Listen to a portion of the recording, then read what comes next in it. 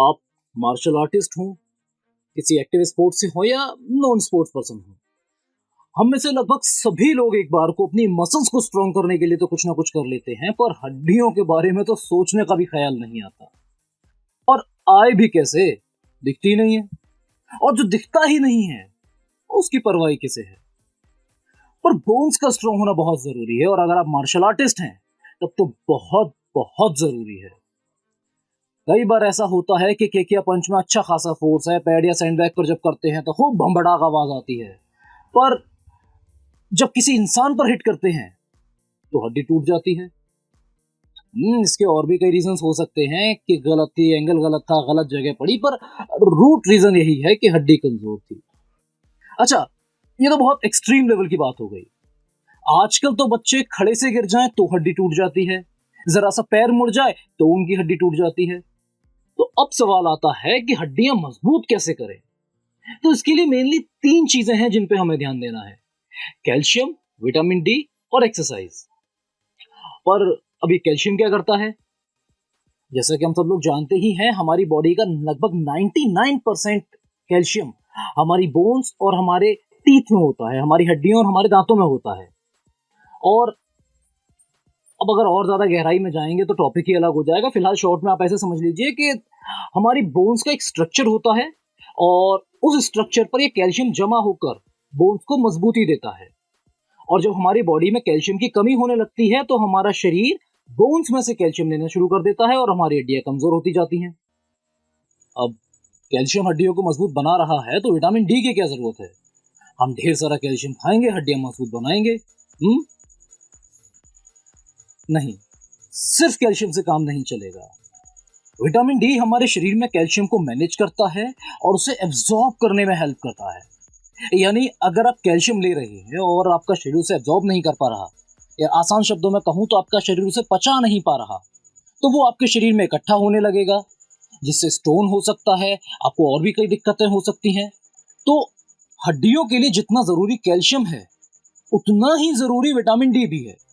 वैसे magnesium, protein, vitamin C और भी कुछ चीजें जरूरी हैं और उनके फायदे भी बहुत हैं, पर इन्हें हम एक अलग वीडियो में बात करेंगे। ओके, विटामिन डी कैल्शियम को एब्जॉर्ब करने में हेल्प करता है, कैल्शियम बोन्स को स्ट्रॉन्ग करता है। तो इसके बीच में एक्सरसाइज कहां से आ गई? आराम करने दो यार। एक्सरसाइज हमारी बॉडी में नीड पैदा करती है, जरूरत पैदा करती है।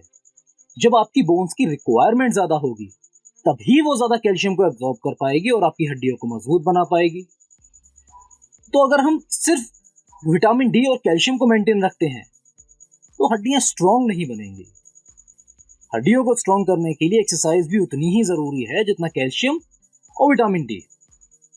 अब कैल्शियम के सोर्सेस तो ज्यादातर लोगों को पता ही हैं, जैसे दूध और उससे बने प्रोडक्ट्स, दूध, दही, मठा, पनीर, हरी सब्जियां, शकरकंद, बादाम, खजूर, अंजीर, चना, रमास, छोले, सोयाबीन, रागी, बाजरा, अलसी के बीज, आंवला, अमरूद, संतरा, पपीता, सीताफल। सर्दियों में गुड़ खाइए, गुड़ के और भी ढेरों फायदे हैं।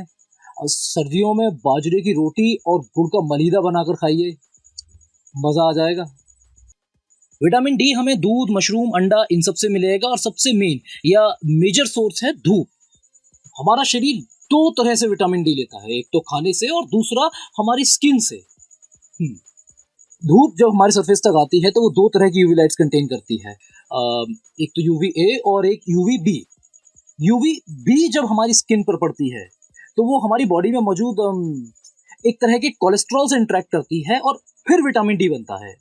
वो तो ठीक है, पर ये ए और बी क्यों बताया?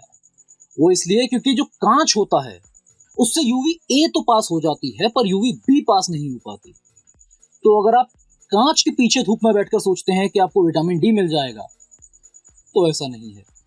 अच्छा, एक और बात, धूप जब हमारी स्किन पर पड़ेगी तब विटामिन डी बनेगा, ना कि हमारे कपड़ों पर। तो जब भी आप धूप लेने जाएं तो आपकी जगह के हिसाब से, सिचुएशन के हिसाब से जितना पॉसिबल हो सके उतना अपनी स्किन को एक्सपोज करते हुए धूप लीजिए। At least full sleeve T shirt और लोअर ना हो, हाफ स्लीव टी शर्ट और नेकर तब भी चलेगी। और सुबह सुबह की नारंगी धूप लेनी है 7 से 9 बजे के बीच। दोपहर के 2 बजे मत बैठ जाना धूप में, नुकसान करेगी वो। पर कुछ लोग इतने ज्यादा आलसी होते हैं कि ना तो वो धूप में बैठने की जहमत उठाएंगे और ना ही हेल्दी खाएंगे, पर हाँ, इसकी जगह वो सप्लीमेंट्स ले लेंगे।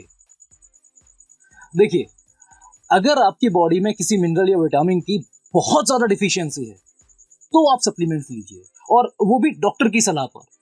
और अगर थोड़ी बहुत कमी है तो उसे डाइट से पूरी करने की कोशिश करिए, ये ज्यादा सही ऑप्शन है। अच्छा, ये कैसे पता लगेगा कि हमारे शरीर में कैल्शियम या विटामिन डी की कमी है?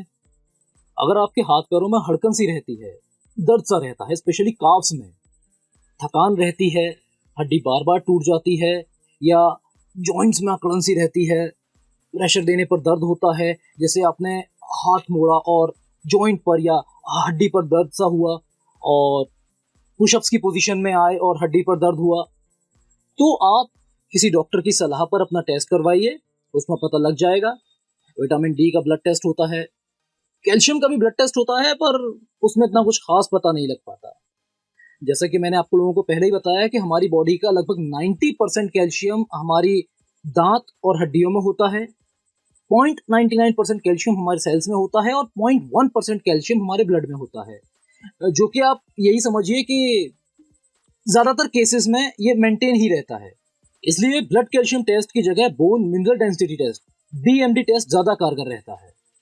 वैसे अगर सभी का टेस्ट कराएं तो लगभग 90% लोगों में विटामिन डी की कमी निकलेगी, क्योंकि हमारी लाइफस्टाइल ही कुछ ऐसी हो गई है।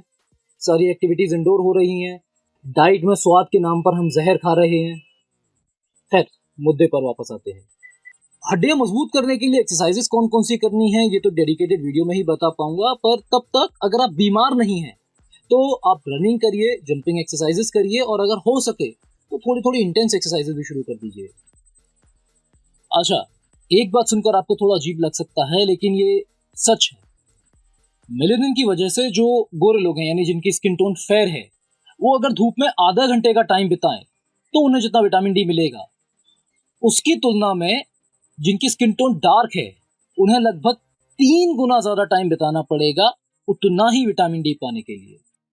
और जिनकी स्किन टोन बहुत ज्यादा डार्क है, जैसे अफ्रीकन्स, उन्हें लगभग 6 से 10 गुना ज्यादा टाइम बिताना पड़ेगा उतना ही विटामिन डी पाने के लिए।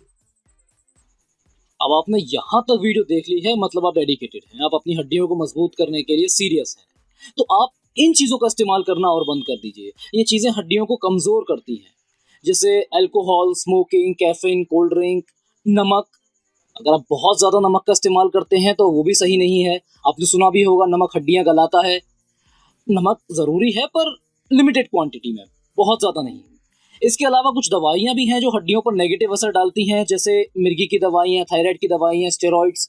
तो अगर आप इनका सेवन कर रहे हैं या बहुत लंबे टाइम से दवाई ले रहे हैं तो आप किसी अच्छे डॉक्टर से कंसल्ट करिए, जरूरी हो तो टेस्ट कराइए, अपनी हड्डियों का ख्याल रखिए। और अगर आपने अभी तक नहीं करा है तो सब्सक्राइब करिए इवॉल्व को और जानते रहिए मार्शल आर्ट्स की बारीकियां।